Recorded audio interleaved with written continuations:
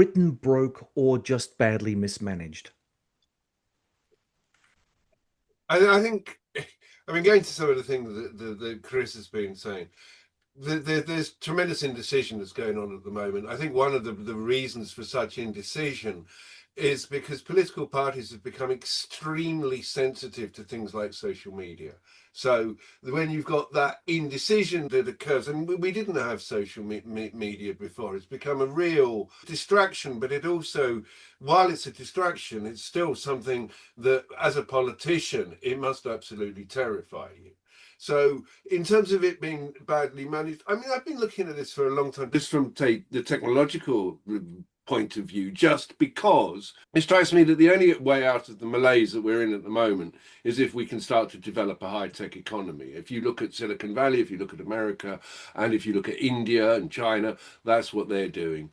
Here in the UK, since the time of Thatcher, possibly a little earlier, we had this idea within the civil service of laissez-faire. Mm. If science works, it's going to work. We shouldn't really back particular technologies or technology initiatives because we might back the wrong horse. So what we'll do is we'll wait and see if something emerges, and then we'll put our money behind it.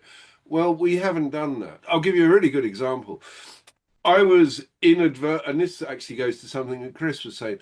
I was utterly inadvertently in some of the meetings to do with the new chip initiative to develop a new silicon chip industry in the UK.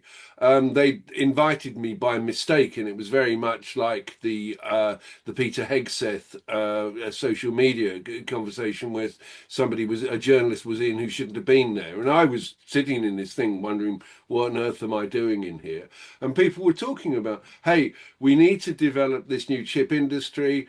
We've got £1 billion. £1 billion is not very much if you're going to develop a new computer chip industry. And the interesting thing there, which is perhaps the only glimmer of hope, was they were saying, well, what is the market that we're going to aim for?